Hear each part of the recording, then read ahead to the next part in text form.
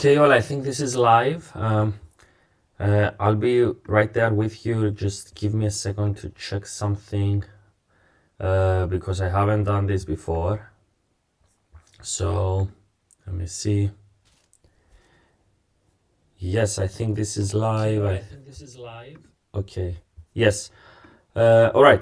So good morning. It's about 10 a.m. here where I am recording this live from. And I usually record these past papers offline and then upload the video. But today we'll try to go over this live, okay? So from what I see, I have access to the chat. So if someone comments, I can probably answer. But I will try to focus on solving the paper. So this is a Unit 5 paper, okay? Let me see, I think this is working. Okay, yes. So this is a Unit 5 paper, okay, from October 2024.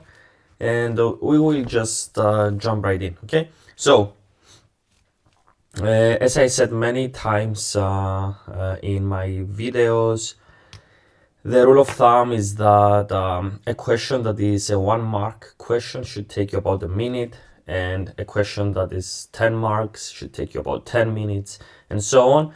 But you shouldn't be really harsh on yourself because, some questions might take a little bit longer, but it's good to have time in your mind because time is limited. I think this is, let me see, this is a 1 hour and 45 minutes paper. So anyway, let's start. Section A, question 1. A radioactive source emits alpha radiation, beta radiation, and gamma radiation. Which of the following is correct?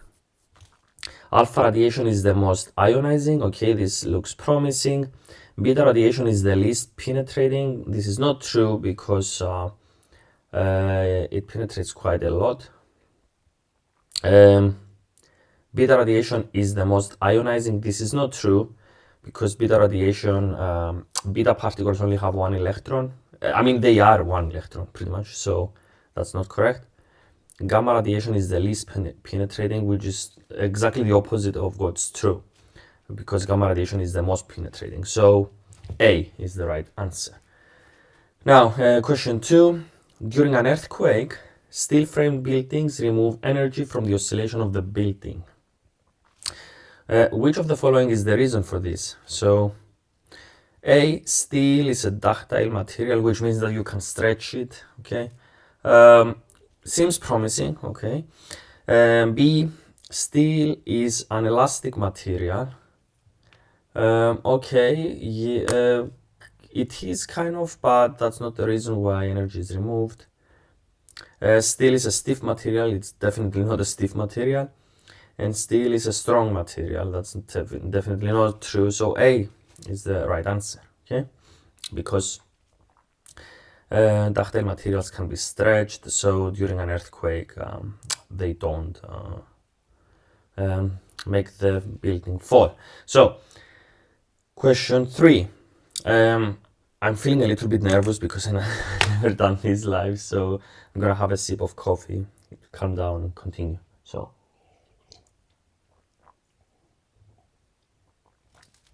if anybody's watching this live, please let me know whether you can hear me and whether this is useful and so on. And maybe you can type where you're watching from. So, question 3. The graph shows how intensity of radiation varies with wavelength for 2 stars P and Q. All right. Which of the following could be deduced from the graph? The luminosity of P is larger than the luminosity of Q. Let me think. Now I'm confused. Intensity. No, you cannot deduce that. The mass of P is larger than the mass of Q. That seems promising. The radius of P is larger than the radius of Q. And the temperature of P is larger than the temperature of Q. Okay, this is actually what's correct. because remember, the larger the temperature, the lower the peak wavelength. So for P, the wavelength where the radiation peaks is lower. So it's D. Okay. Question 4. A simple pendulum consists of a mass attached to a spring. The pendulum is set into simple harmonic motion. The acceleration of the mass is A, and the displacement of the mass is x. Which of the following graphs shows how A varies with x? Okay, remember that A in simple harmonic oscillations is given by minus omega squared x. So it's inversely proportional to the displacement. So the correct answer is D. Okay, you can see the graph over here. Because this is a constant slope, and this is definitely wrong. So yeah, let's move on. Question 5. The dashed circles on the diagram represent gravitational equipotentials about the planet Mars. The gravitational potential at x is minus 5.5 megajoules per kilogram. The gravitational potential at y is minus 3.7 megajoules per kilogram. A meteor of mass 250 kilos falls from y to x. Okay, so it follows that trajectory. Which of the following is the change in gravitational potential energy of the meteor as it falls? Okay, let's think. So recall that the change in gravitational potential energy delta U is given by the mass times the change in gravitational potential. Okay, so here the mass is 250, right, kilograms, times the final potential minus the initial potential. So what's the final potential? It's the potential at x. What's the initial potential? Sorry, the final is the potential at x. The initial is the potential at y. So this is 250 times 3.7 minus 5.5 megajoules. So the answer is minus 450 megajoules. I think this looks okay. Let me think. Does it make sense? Let me think. It does make sense. So it's C.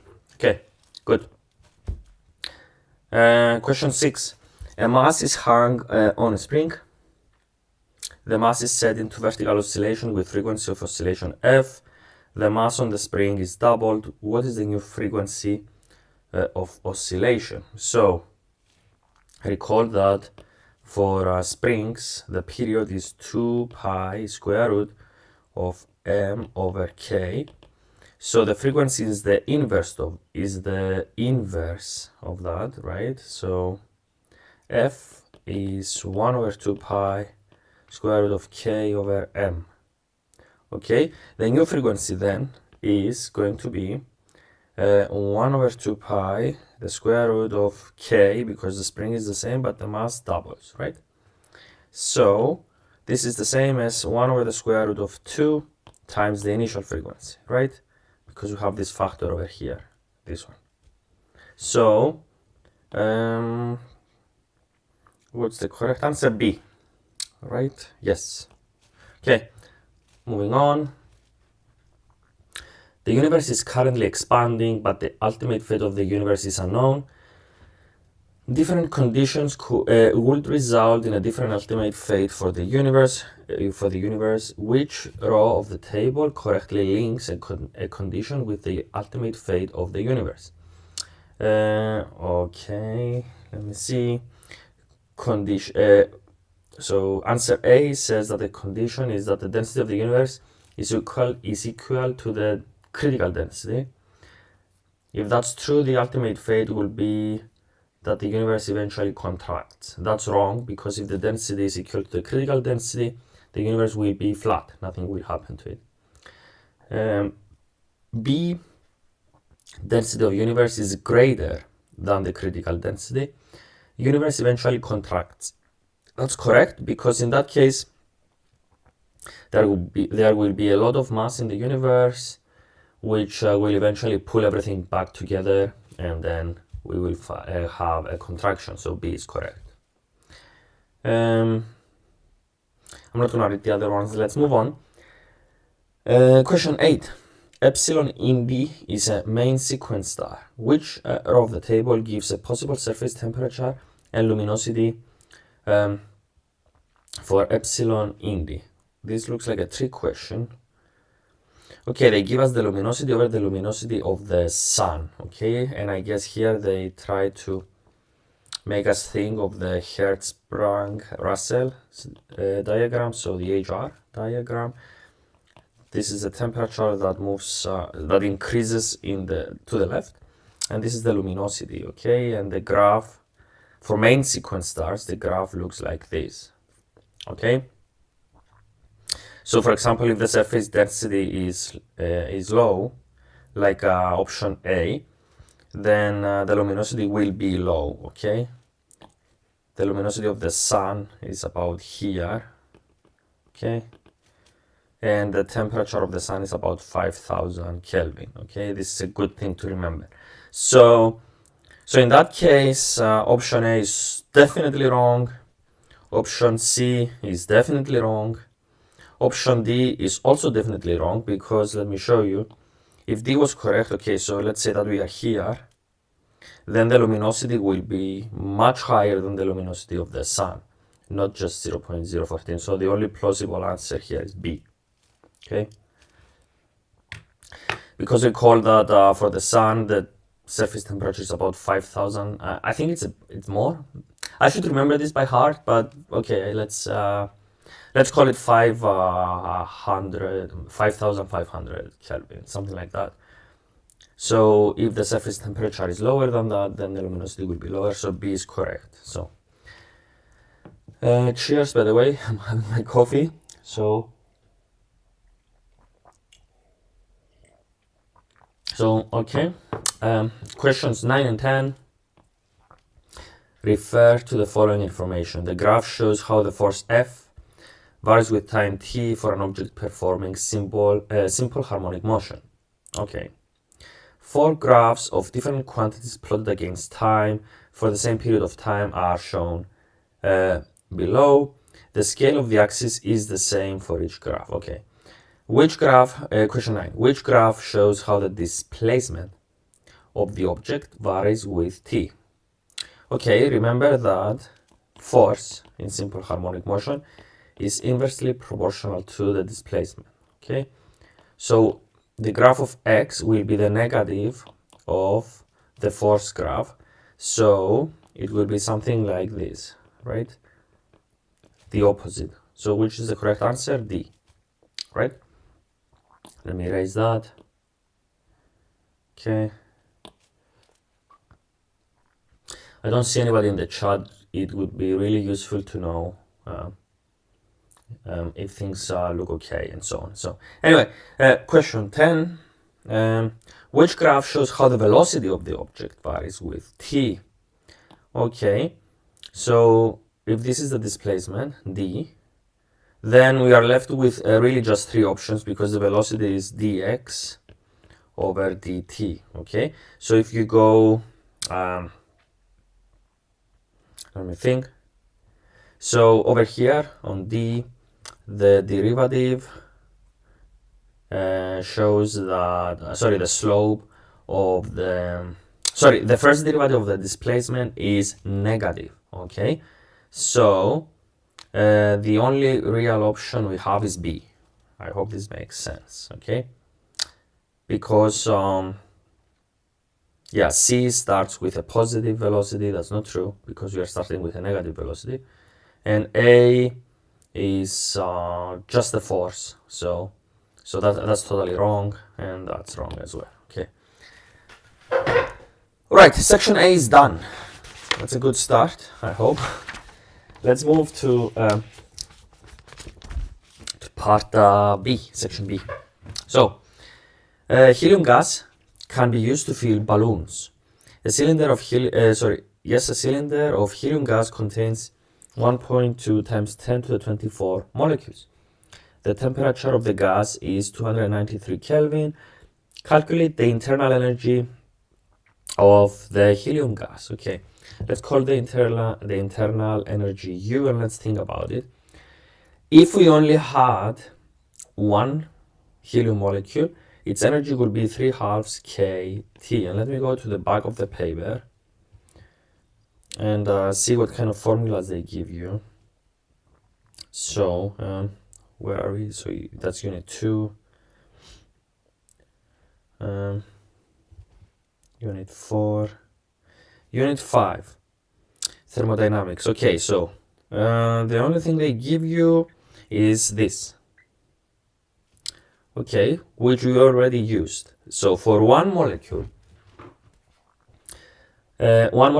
will have an average kinetic energy of 3/2 kT. Okay, so let's go back to our problem over here. Okay, so since we have this many molecules, we have to multiply this energy with n, where n is this number pretty much. Okay, and this is a 2-mark question, which means that it should take you 2 minutes, so this is supposed to be an easy problem. So if we plug in numbers, we have 3/2 times the Boltzmann's constant, 1.38 times 10 to the negative 23, okay, times 293 Kelvin, times what's missing, n, okay, times 1.2 times 10 to the 24, works out to 7,278.1 joules. Okay. 12. Bronze is a mixture of tin and copper. And I happen to be from the island of Cyprus, and this is not very well known usually, but copper, the chemical symbol of copper is Cu, which is short for cuprum, which is Latin for copper. Okay, so bronze and copper were largely traded in Cyprus back in the antiquity. I mean, there is nothing left. So anyway, so bronze is a mixture of tin and copper. Tin melts at a much lower temperature than copper. 2.7 kilograms of solid tin at a temperature of 295 Kelvin is added to 10.5 kilograms of molten copper at a temperature of 1520 Kelvin. The tin melts and mixes with the molten copper to form molten bronze. Calculate the final temperature of the molten bronze. Okay, this is a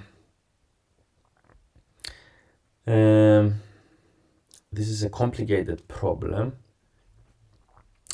Okay, let me try to think about how I want to talk about it. So, first of all, give me a second. First of all, they give you the specific heat capacity of both copper and tin, okay? So whenever they give you this kind of information, it means that somewhere in the problem you have to use the formula C times M times delta theta, okay? Whereas whenever they give you the specific latent heat, so this is used for, this formula only applies for materials within the same phase that either gain temperature or lose temperature. So, for example, liquids that heat up, okay, or solids that heat up, or solids that lose temperature, and so on. Whereas whenever they give you the latent heat of whatever it is that they give you the latent heat, you have to think about the formula M times the latent heat. So the latent heat is used whenever we have phase changes. And since this is A-level physics, the only phase changes that you encounter are solid to liquid, liquid to solid, okay, liquid to gas. And that's it pretty much. In physics, for those of you who are going to go to university, there are many other phase changes, but we're not talking about those now. So, okay, so here we need to, the tin melts and mixes with the molten copper to form molten bronze. Okay, so tin is Sn. So the mass of Sn times the latent heat of tin. Okay. So the energy to melt that tin plus the so this is the energy needed to melt tin. Okay, and we will also raise the temperature of tin. Okay, times the specific capacity of tin times the final temperature minus 295, which is the initial temperature. Okay, so this is the energy needed to raise. So energy to raise the T of tin. Okay. This energy should be provided by the molten copper, right? Let me see. Solid tin, okay. So the energy needed to both melt tin and also increase its temperature will be provided by the molten copper. So we will have a mass of copper times specific heat capacity of copper times, it will start from some higher temperature and the temperature will drop to the final temperature which we are looking for. Okay, so you have this equation. So this is the energy provided by copper. So again, to summarize, we have molten copper. In that molten copper we throw some tin which will melt. Okay, so this is the energy needed to melt it, and then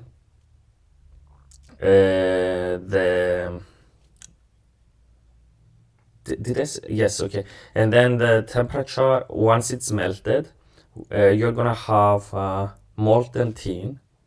Okay, and the temperature of the molten tin will increase. Okay, so this is the energy needed to increase it, and this energy will be provided by the molten copper, which is gonna lose temperature. The temperature will drop. Okay, so let me use a clean page to work out the calculation. So okay, so if you plug in the numbers, we have 150, 9,840. This is let me think. This is the energy needed to melt the tin. So okay, plus 2.7. Excuse me. 2.7 times 214 times T minus 295 should be equal to 10.5 times 572 times 1520 minus T. Okay, and I'm gonna assume that you know how to do this algebra, so I'm gonna provide the final answer. Excuse me. So 6584 T is equal to 913 9731. So the final temperature is 1388.2 kelvins. Excuse me. Okay. Let me think. Does this make sense? Yes, because initially the tin is at the temperature of 295, so the temperature of tin rises, whereas the temperature of copper drops. So the result is in between. This is a nice thing to do when you solve physics problems. You have to try and make sense of the answer you get. Because, for example, if you got an answer that was 2000 Kelvin, then how can this be? You cannot have a final temperature that is higher from the initial temperature of copper, okay? So, anyway, I hope this makes sense. Let's move on to question 13. A student is investigating two simple pendulums. Each pendulum has the same mass, okay? One pendulum has length L and the other has length of L over 2. He hangs both pendulums from the same fixed support. The student displaces each pendulum, giving each pendulum the same initial amplitude as shown, okay? He then allows each pendulum to oscillate freely. The student suggests that the maximum kinetic energy of the pendulum with length L over 2 will be 4 times the maximum kinetic energy of the pendulum with length L. Evaluate the student's suggestion. Okay, so first of all, what's the kinetic energy in simple harmonic motion? It's 1/2 mv squared. What is v? V is is omega. V is omega times a. I mean the angular frequency times the amplitude. So 1/2 m omega squared. A squared is the kinetic energy. Let me see what they give you in the back of the paper, because I don't want to confuse you. Let me see. Unit, okay. Okay, this is unit 4.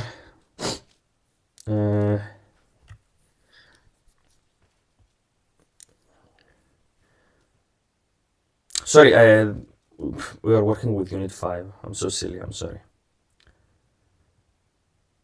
Okay. Okay, they don't give you the velocity. Okay, so kinetic energy is 1/2 mv squared, okay? So, taking this one, we find 1/2 m omega squared a squared sine squared omega t, sorry, but the maximum, v maximum, is omega a, right? Because the maximum value of sine is 1, okay? So this is where I took the formula from. So let's go back over here. Okay, so that's the kinetic energy. Omega is 2 pi over the period. So that's let me check something. Okay, I hope this is still working, by the way. So this is 2 pi over 2 pi square root of g over L. So this cancels, so omega is g over L. So the kinetic energy max, they do specify the maximum kinetic energy, right? Let me see.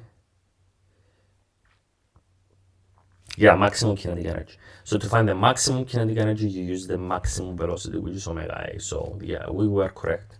So kinetic energy max for the L over 2 pendulum over the kinetic energy max of the pendulum with length L will be, actually let me move this down here. Okay, there. So this will be for the L half, the kinetic energy, the maximum kinetic energy will be 1/2 m and omega squared will be 2g over L times a squared, and for the other pendulum it will be 1/2 mg over L times a squared. So everything cancels except these two, so that's 2. So the student is wrong, pretty much, okay? Because he claims that it's 4 times. So what we found is that, let me go over here, the kinetic energy max of the L half pendulum is 2 times the kinetic energy max of the pendulum with length L, not 4. So student is wrong. Student is wrong. Okay, moving on, question 14. Okay, this is a 5-mark question. Microbes at the bottom of a lake release methane gas. Okay, the gas rises to the surface of the lake as bubbles. A methane bubble with a diameter of 1.5 times 10 to the minus 3 meters is released at the bottom of the lake, where the water temperature is 6 degrees Celsius. The water temperature at the surface of the lake is 18 degrees Celsius. At the bottom of the lake, the pressure due to the depth of water is 1.56 times 10 to the 5 pascals. As the bubble rises through the water, the diameter of the bubble increases, as shown. Okay. Calculate the diameter d of the bubble just before it reaches the surface of the lake. The atmospheric pressure is given. Okay, let me think. Okay, how do I want to work this out?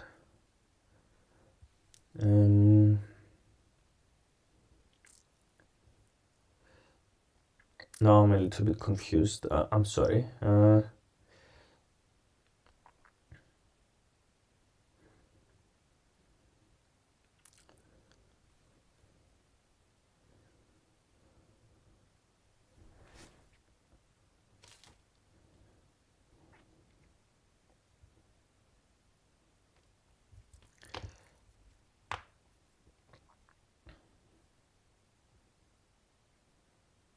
Okay.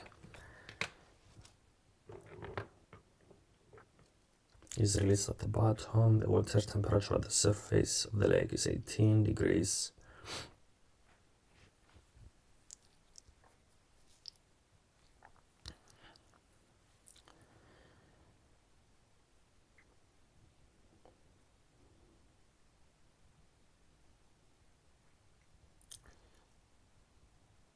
Okay, let's go to the back of the paper.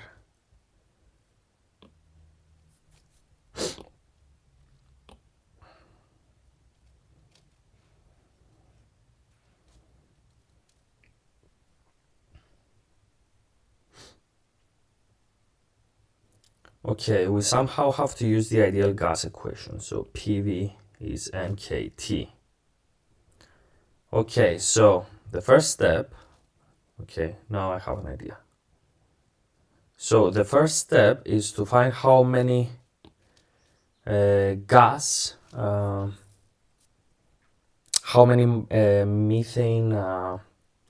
gas molecules there are in the bubble at the bottom. Okay, so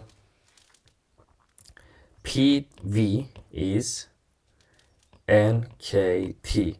So the pressure at the bottom times the volume at the bottom should be equal to the number of methane particles times Boltzmann's constant times the temperature at the bottom. Okay, and we are solving for the number of methane gas particles inside the bubble.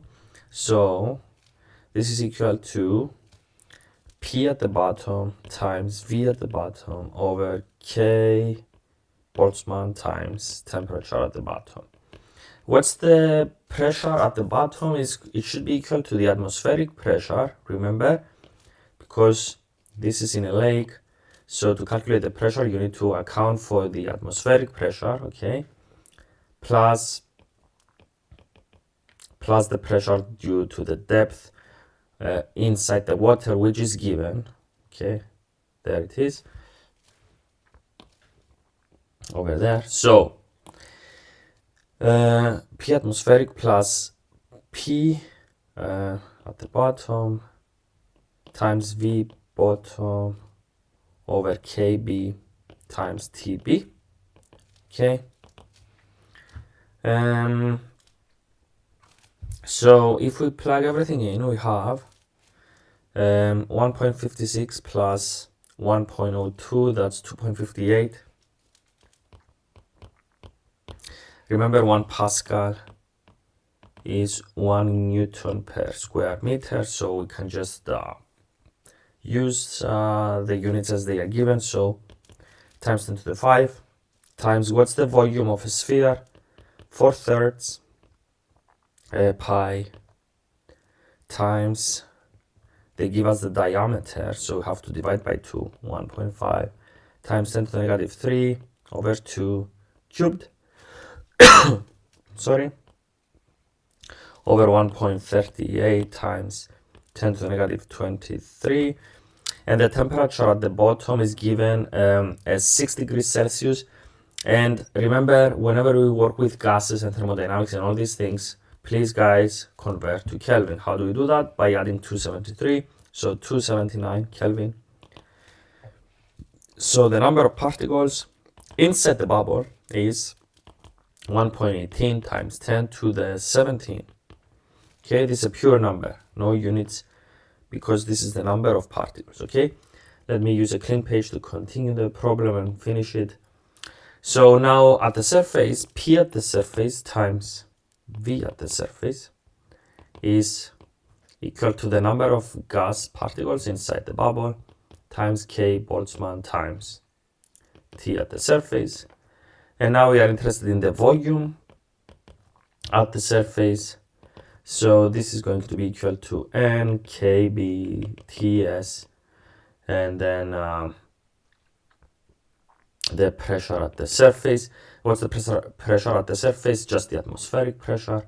So if we plug numbers in, I have the calculation done over here. So 4.66 times 10 to the negative 9 cubic meters.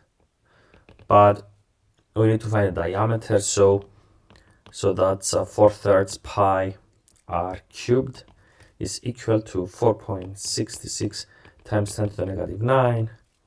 So r is 104 times 10 to the negative 3, and multiplying by 2 gives us the diameter. So the diameter at the surface is 2.07 times 10 to the negative 3 meters. Now the sanity check is that this should be larger than the diameter at the bottom. Is it? Yes, because at the bottom we have 1.5 times 10 to the negative 3, and at the surface we have 2.07 times 10 to the negative 3, so that's all good. Question 15. Sirius is the brightest star in the night sky. Canopus is the second brightest star. Show that the luminosity of Sirius is about 9.7 times 10 to the 27 watts. They give you the radius of Sirius and the surface temperature of Sirius, okay? So immediately you have to think of the luminosity formula, the Stefan Boltzmann law, right? Yes. Let me think. I'm a little bit rusty because I haven't seen Unit 5 in a while. I'm sorry, guys. So Unit 5, oscillations, okay. Stefan Boltzmann, okay, I was correct. And sigma is given, I think, in the beginning. Yes, the Stefan Boltzmann constant. All right. Let's go back. So this is a simple algebra problem. Sigma alpha t to the 4th. Okay, sigma is 5.67 times 10 to the negative 8 times 4 pi The surface of a sphere, by the way, is 4 pi r squared, okay? 4 pi times 1.18 times 10 to the 9 to the 4th. Wait. What am I doing? Sorry, guys. Okay, 4 pi times 1.18 times 10 to the 9 squared, okay, times the temperature to the 4th. 9940 to the 4th. This gives us 9.69 times 10 to the 27 watts, which is about 9.7 times 10 to the 27 watts as instructed, okay? So this is what they ask us to find, and we find it. So part B. A teacher claims that from Earth, Sirius appears twice as bright as Canopus. Assess the accuracy of this claim, and they give you the luminosity of Canopus, the distance of Sirius from Earth, and the distance of Canopus from Earth, okay? So this should prompt you to use the formula of the radiation formula that tells you that if you have a source of radiation at a distance r, then as you move away from that source, the intensity of radiation falls as 1 over r squared, okay? And I think this is also given to you in the back of the paper. Let me see.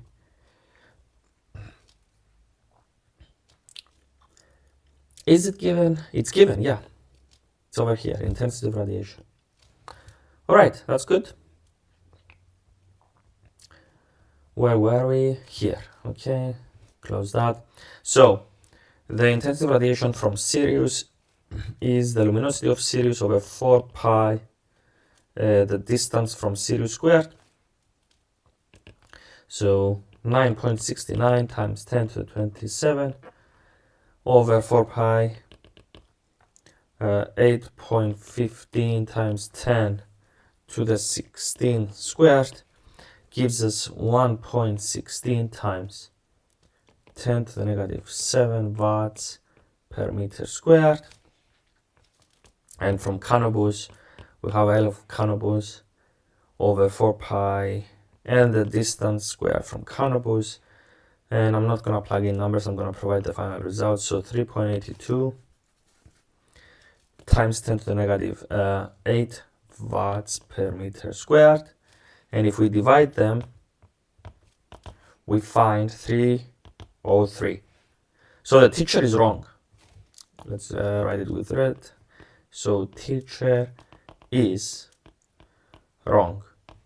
And teachers can be wrong, guys. I mean, check your facts, have critical thinking, and so on. So I mean, this is a general life thing. So moving on.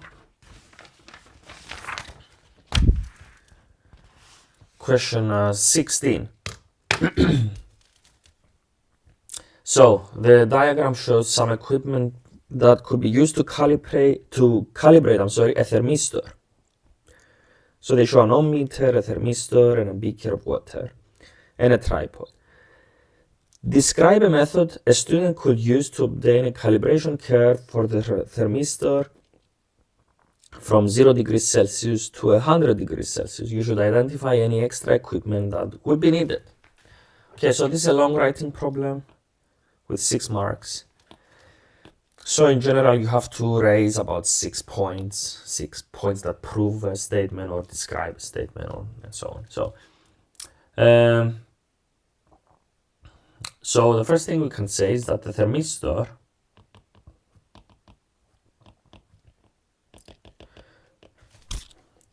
is made of materials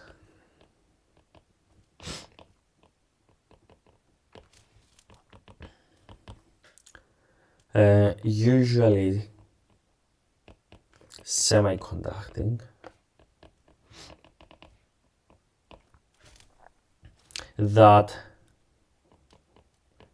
make its resistance, oops, my handwriting, guys, I know it's horrible, its resistance drop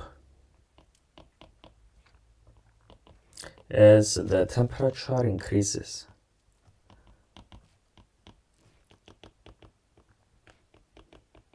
Okay, we can use a Bunsen burner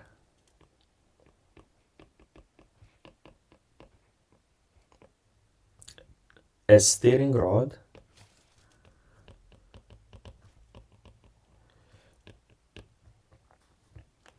and perhaps some ice as follows. Put ice in water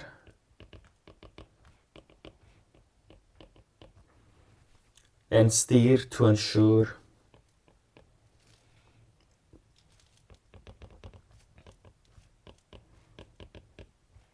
that the temperature is 0 degrees Celsius, and take measurements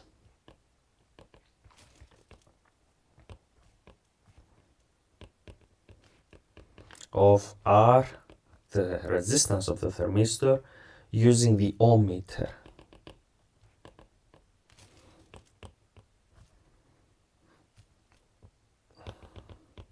Oops, what did I write? Ohm meter. We can then turn on the Bunsen burner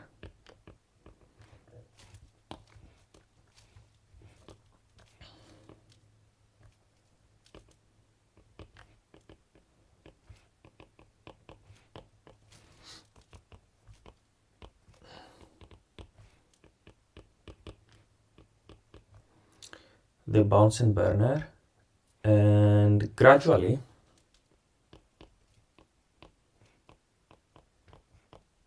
increase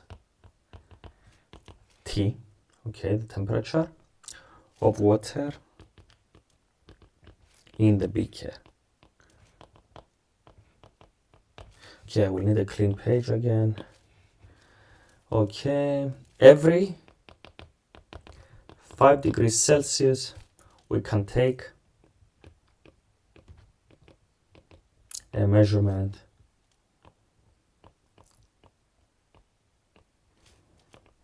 of R of the thermistor. We should continuously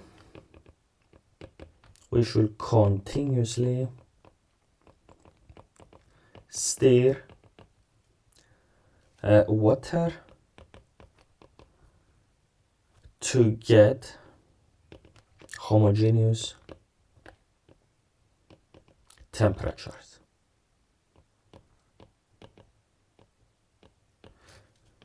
And by homogeneous we mean the temperature is the same in every part of the liquid, okay? Because if you don't stir it, maybe the bottom will be hotter than the top of the liquid, etc. So you have to stir it at all times, okay? In the end of this process, we'll have data points of the resistance of the thermistor versus the temperature, which we can plot.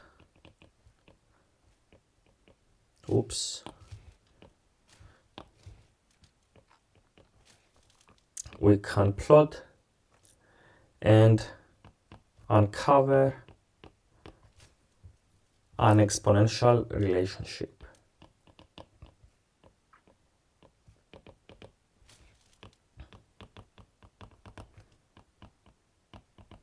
And what I mean is that if you plot the resistance versus temperature, you will get something like this, okay?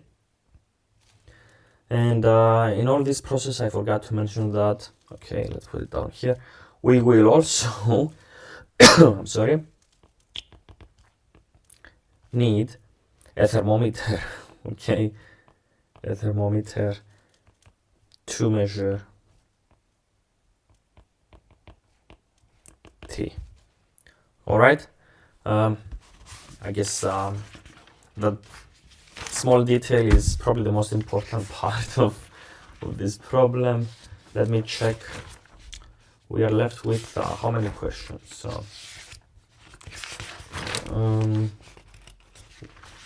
okay, 5 more questions, I guess. So, all right. Question 17. For how long has this been going on? Okay, let me see. There's no timer anywhere.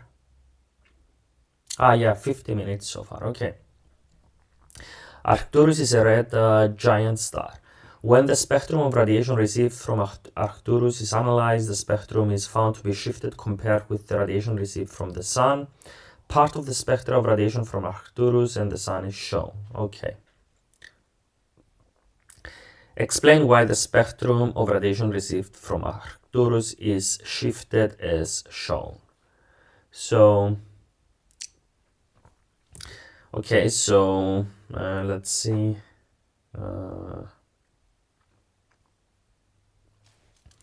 Okay, so the spectrum is shifted. I mean, this peak over here is shifted towards higher lambda. Okay, so this tells us that Arcturus is in fact moving away from us. Okay, it's blue shifted, as they say, because wait, what am I saying?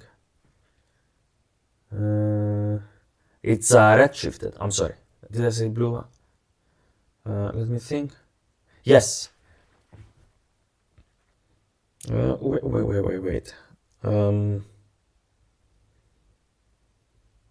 Yes. Okay. Yeah. Okay. Arcturus. Okay. It's red shifted because it moves away from us, and we can see this because the wavelength increases. Okay. I'm sorry. So the answer is the spectrum. The spectrum is shifted towards higher lambda. So Arcturus is moving away from us. Away from us. So red shifted. Okay. Part 2. Determine the speed of Arcturus relative to the Sun. So there is that z factor, okay, which is equal to delta lambda over lambda, which is also equal to v over c. How do I know that? Because I do, I guess. But okay, it's given, I guess. So let me see. So redshift of electromagnetic radiation. Okay, this is what I'm using. Okay, let's go back.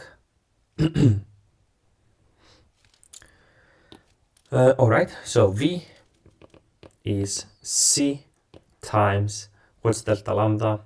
884 minus 883.85. How do I know this? Because it's it appears to be about 884 over here. So actually, let me erase this. Sorry. So this peak is at about 884 nanometers, and this peak is at about 883.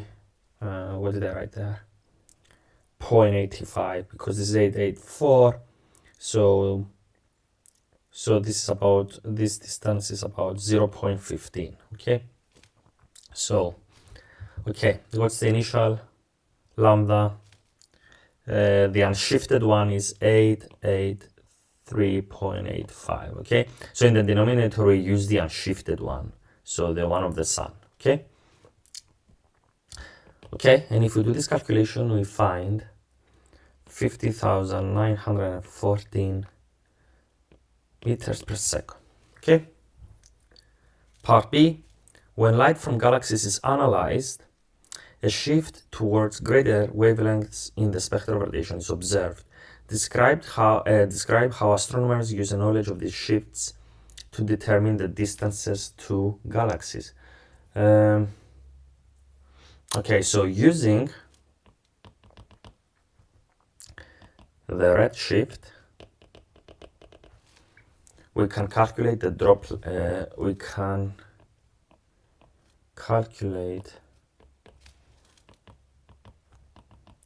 Doppler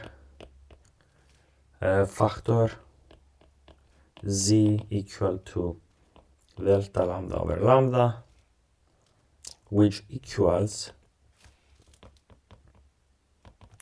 v over c. V is the speed of the galaxy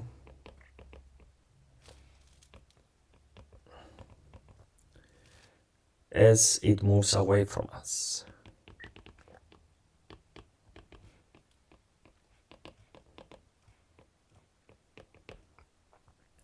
But if we know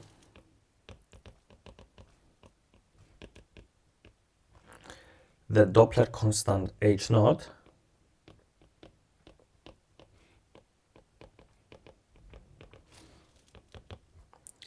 we also know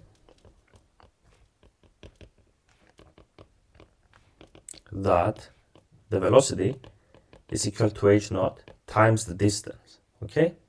And hence, the distance is equal to v over h naught, but v was determined by c times delta lambda over lambda. So by dividing with h naught, we can find the distance to the galaxy. Okay, so it's a two-step process. Using the redshift, we can calculate this Doppler factor.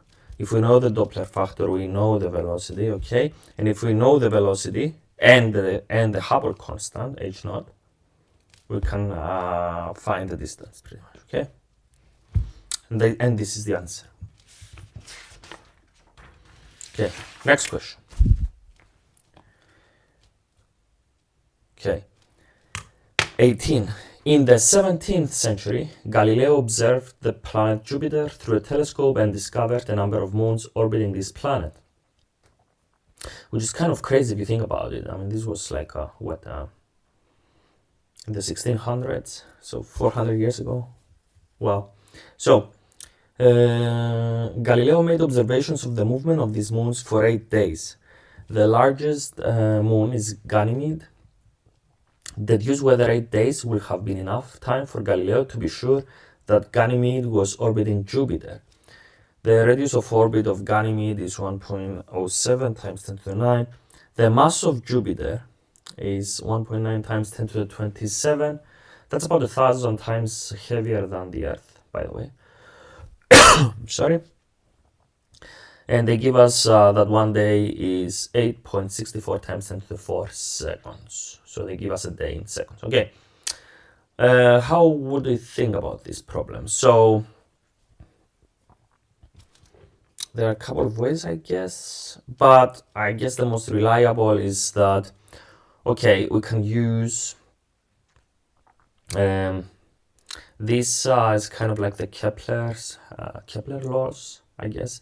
But anyway, what I'm trying to say is that, okay, I'm gonna draw something and then erase it maybe.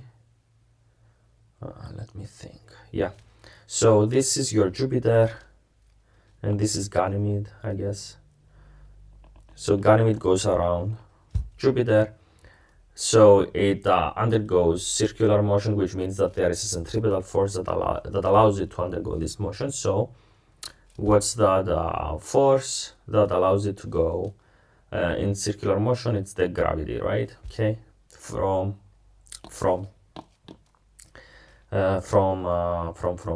Jupiter. All right.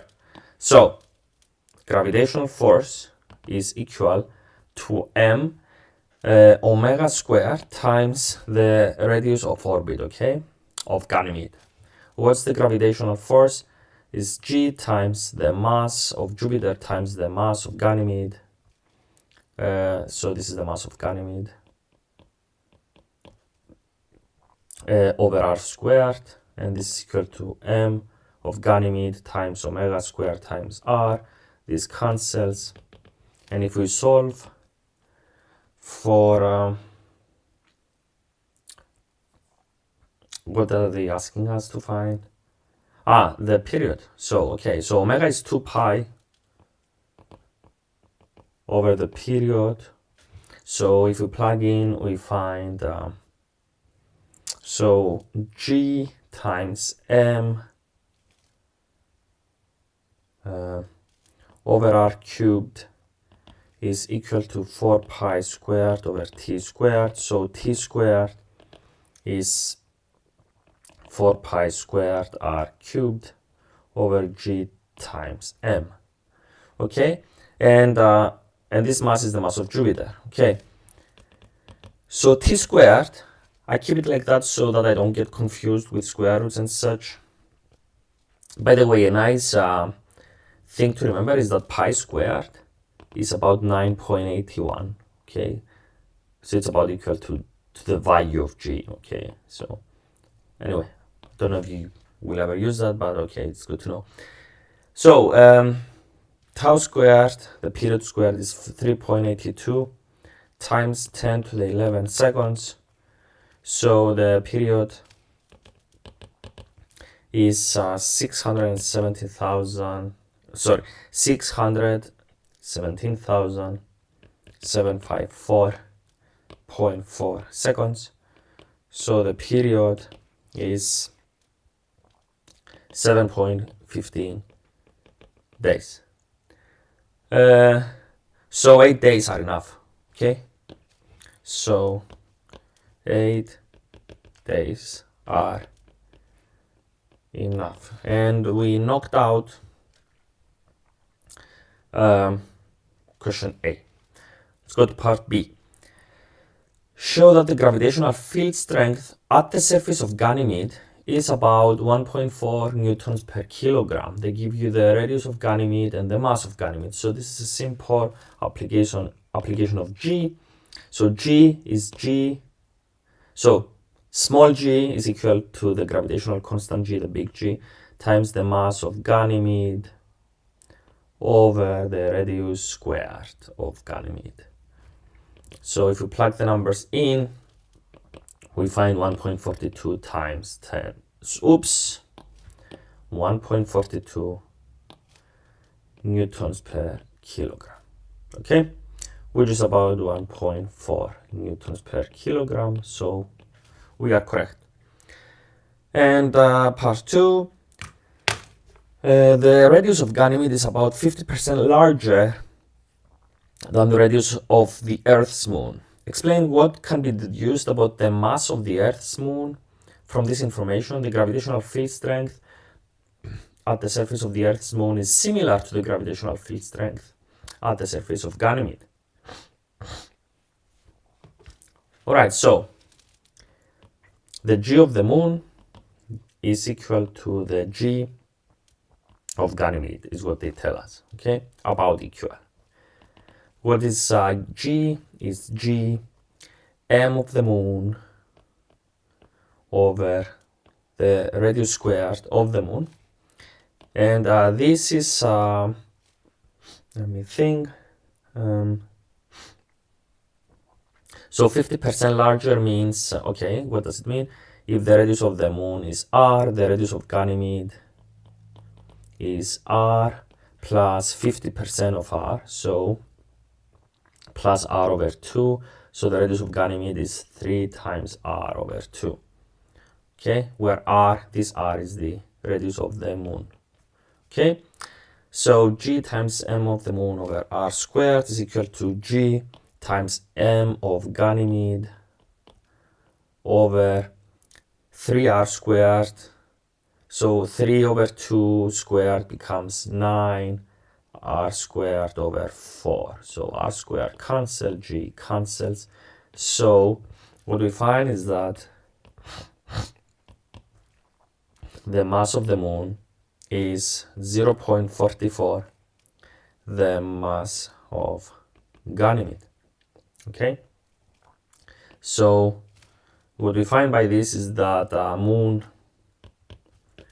is lighter. That's it. Okay, Moving on. Question 19. All right. The photograph shows a spring balance. Okay. A scientist calibrated the spring balance. She added known masses to the balance and determined the extension of the spring. A mass of 550 grams was added to the balance and the spring extended by 11.9 centimeters.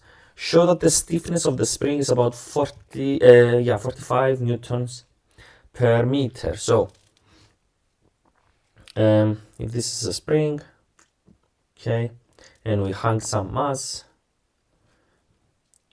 we will have two forces acting on the spring, the weight of the mass, mg, and kx, the force that wants to restore the spring back to its equilibrium position. So this means that mg is kx, so k is mg over x.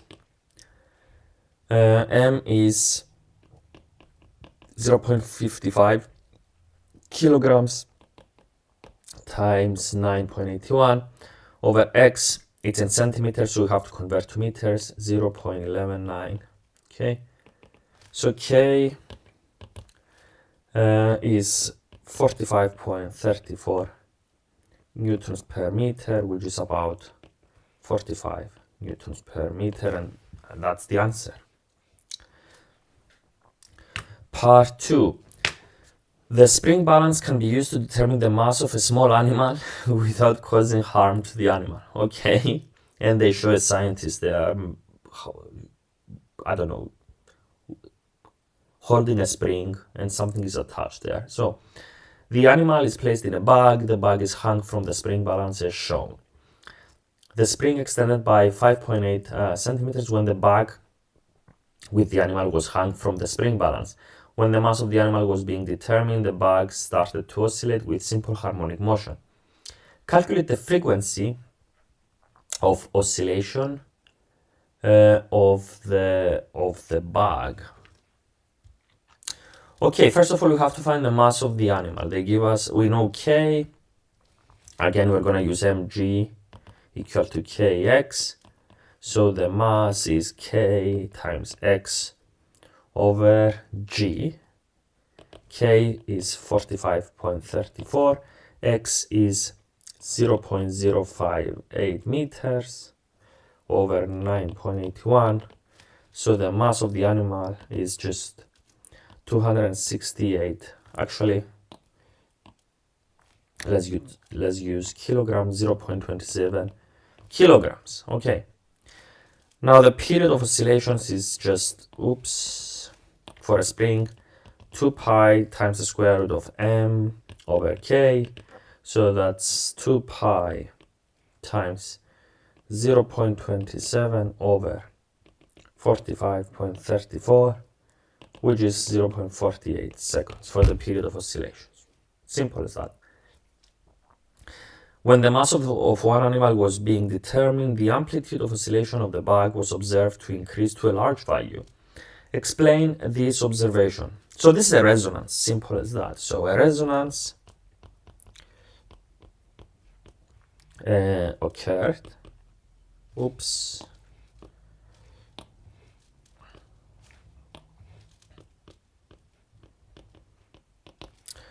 All right, because the driving force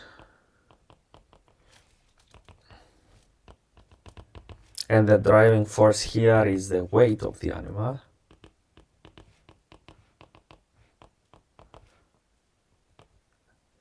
Okay, so because driving force matches the natural frequency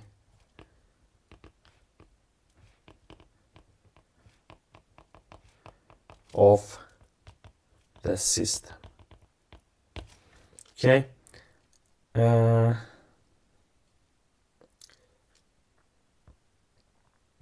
Okay. So it's a resonance. So let's move on. There's nothing in the chat, unfortunately, so nobody's watching. So let's see. Live chat. Okay, there is nothing there. If anybody's watching, just say hi, I guess. So, but I guess nobody's watching. So, moving on. Main sequence stars, such as the Sun, fuse hydrogen into helium.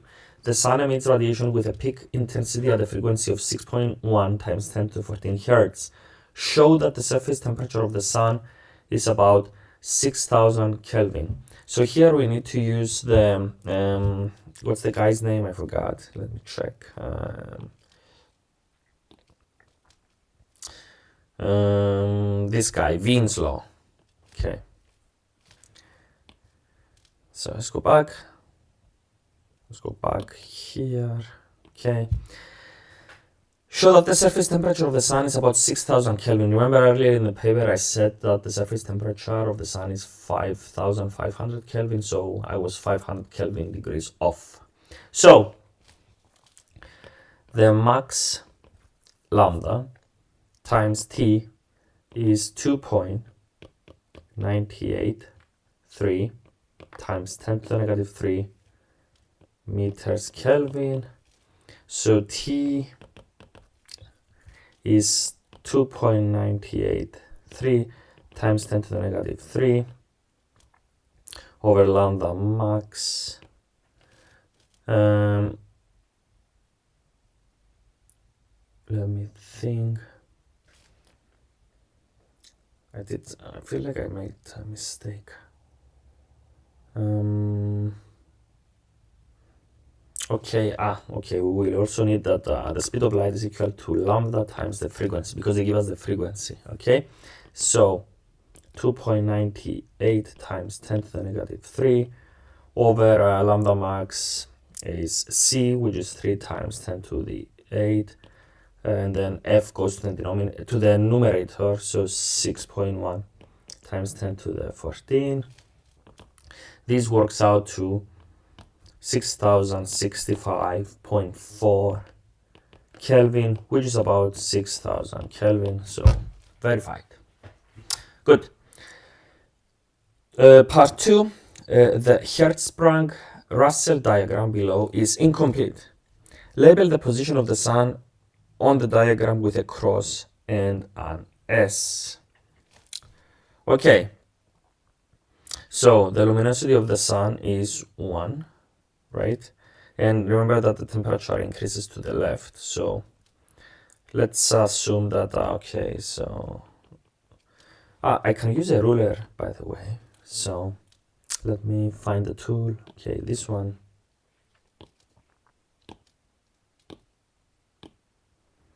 So, oops, why do they use a white color? I don't know. So I said red, okay, and then I want this thing.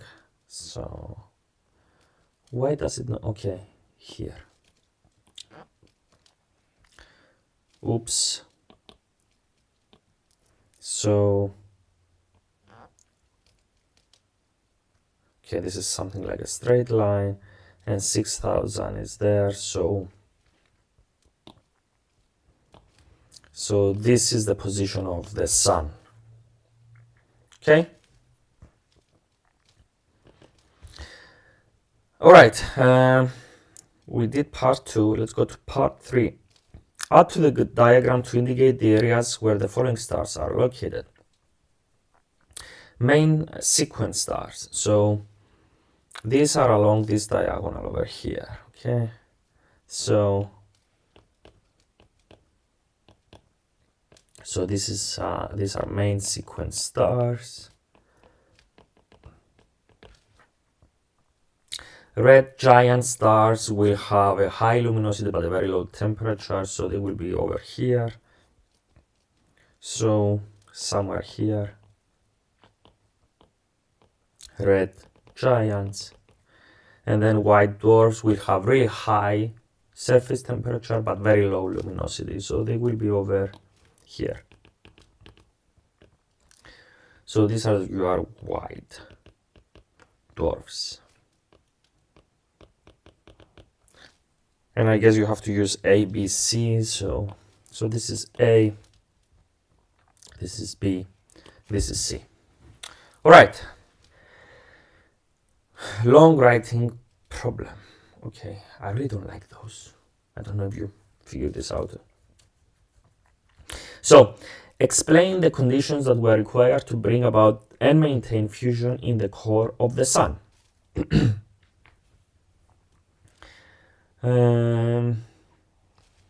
So I'm just going to go over this fast. So you need high temperature, high pressure, and lots of mass.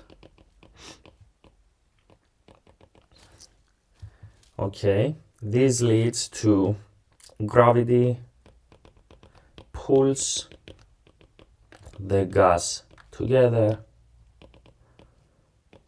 frequent collisions occur,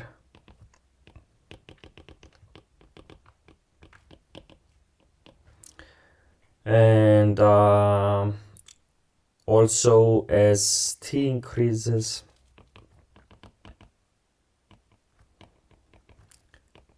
the gas has high kinetic energy, okay, so that the electromagnetic repulsion between protons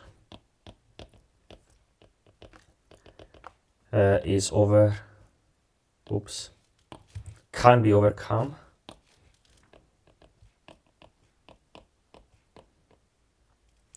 and fusion begins. In main sequence, the outward pressure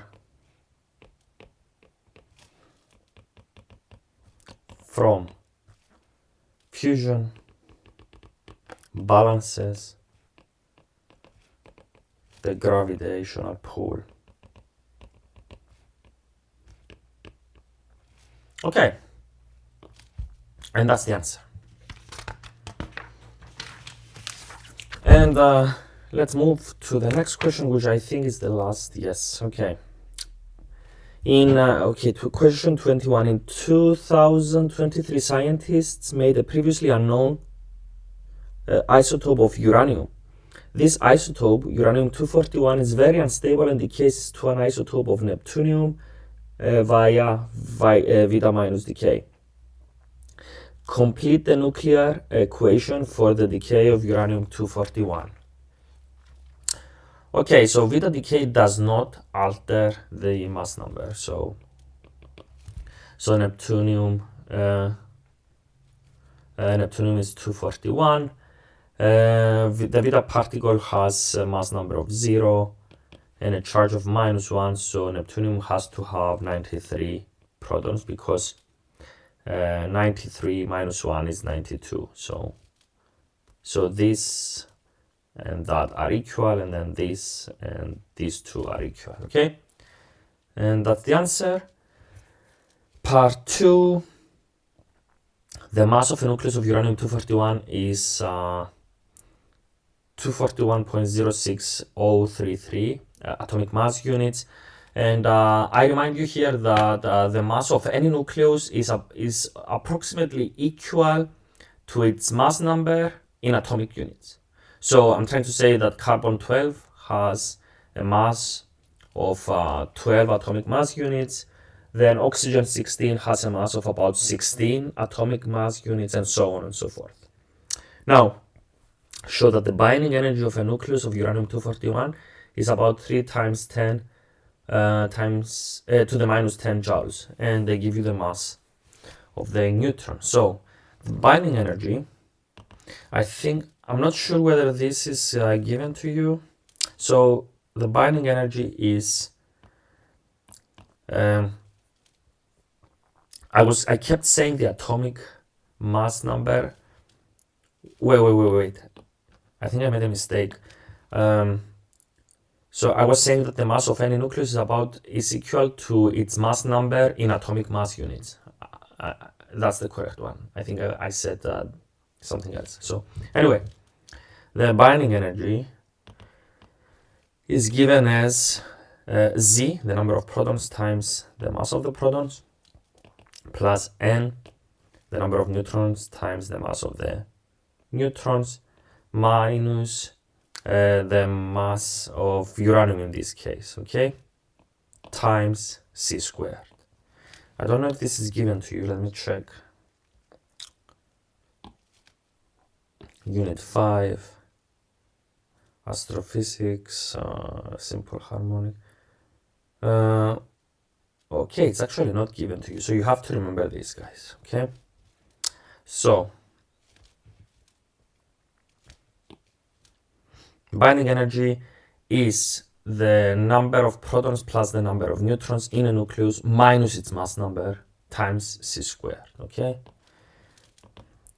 And because I'm getting tired, I'm just gonna quote the answer.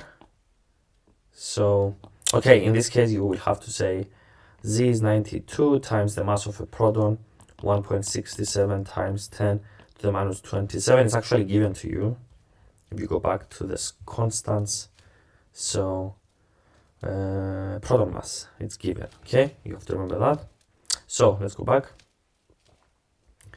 Okay, plus the number of neutrons is 149 times 10 to the negative 20. Oops. See, I'm getting tired. Times 1.68 times 10 to the negative 27. Okay, minus the mass of uranium. Oops.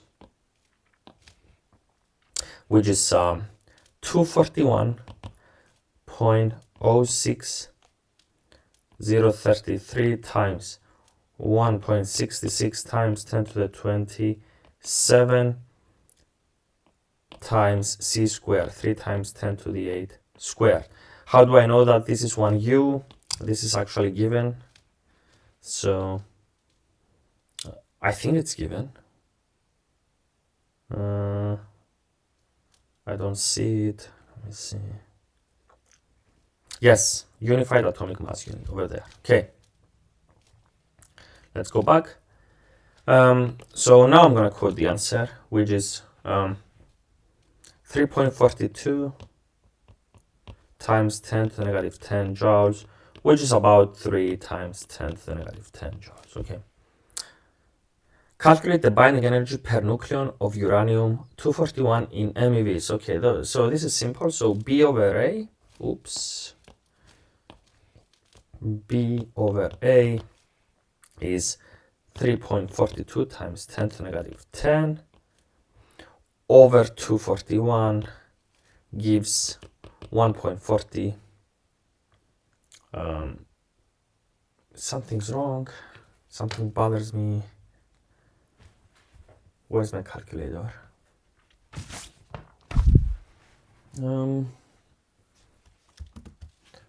So let me do it here. 3.42 over 241.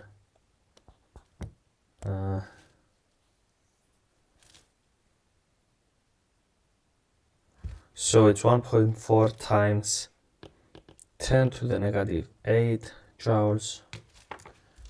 Give me a second to verify.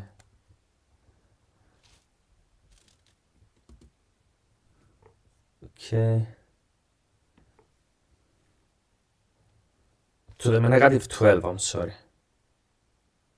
To negative 12. And how do we convert to MeVs? So 1 EV is 1.6 times 10 to the negative 19 joules.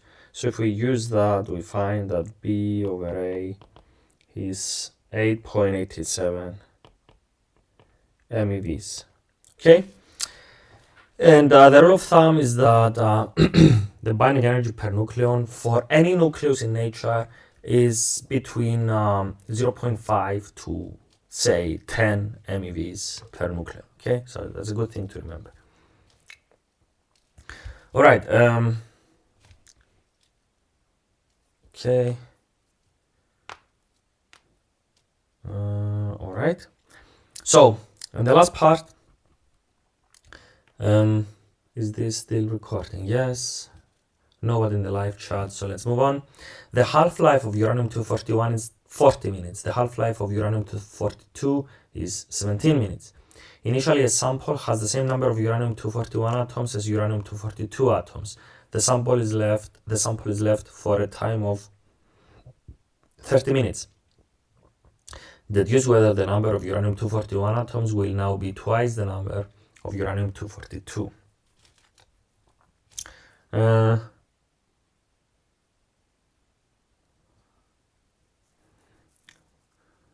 Okay, let me think.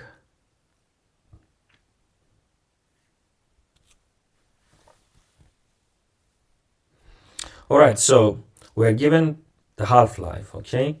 So for uranium-241, lambda, the decay constant, is ln of 2 over the half-life, so that's 0.017 minutes to the minus 1. For uranium-242, lambda is ln of 2 over T1 half again, so 0.041 minutes to the minus 1. So initially we have n naught of 241 is equal to n naught of 242. After 30 minutes, for the number of nucleons of uranium-241 will be n naught e to the minus 0.017 times 30. That's going to be 0.59 n naught, whereas for uranium-242 we will have n naught e to the minus 0.041 times 30 minutes, so 0.29 n naught. So the number of uranium-241 atoms will now be twice the number of uranium-242. Yes, that's true. So that's true. Okay. All right, we're done. I don't know if anyone watched this. It seems like unfortunately nobody watched it, but I don't know. I think that now this is going to be saved in my live streaming part of the channel. So I'm gonna try to make it available to anyone. Usually I record these videos offline, but I wanted to do a live stream to see what's to actually test how you do a live stream and such. So anyway, I'm gonna stop streaming now.